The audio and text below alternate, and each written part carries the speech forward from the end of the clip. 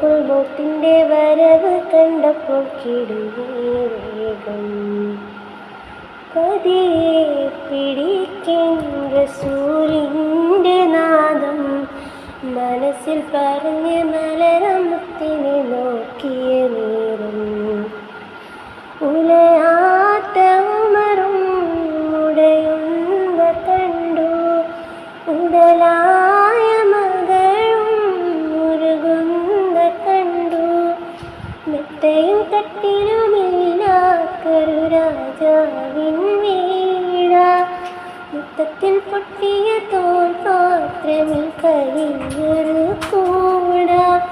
വിതുമ്പുന്ന നബിയോരെ